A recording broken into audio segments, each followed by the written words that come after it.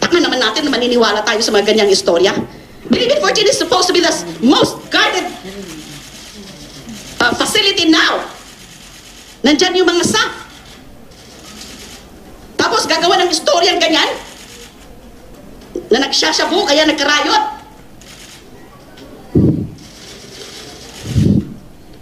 Tama na po. In your desperation, Pangulo, para siraan niyo ako, hindi niyo na iniisip kung ano na yung nagiging itsura niyo sa mata ng bayan at saka sa mundo. Kayo na po ang pinagtatawanan. Hindi po ako.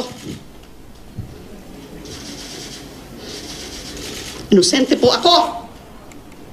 Tama na, nagkakamali na kayo.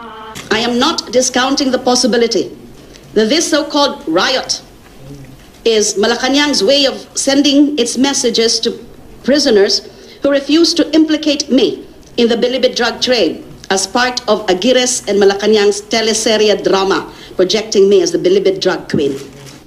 To threaten them with violence and murder simply because they refuse to be used in the ongoing House hearing is the height of mafia tactics and gangster-style operations that makes this government worse than a narco state.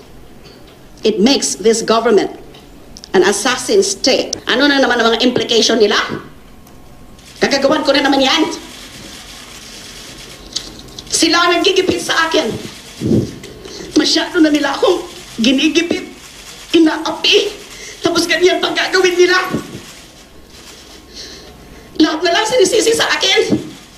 And they call themselves men. Ganyan ba mga lalaki? They're cowards, they're fools, and they're liars. That is the bunch of officials that we have now. And I feel so helpless. I cannot even help them with lawyers. Dahil kung papadalhan ko sila ng lawyers, sasabihin nila, ayan, kasi proprotektahan para hindi siya i-ano. Stop the madness. I've been telling you kasi, Mr. President, di kayo nakikinig eh. I want to fight here in thy country.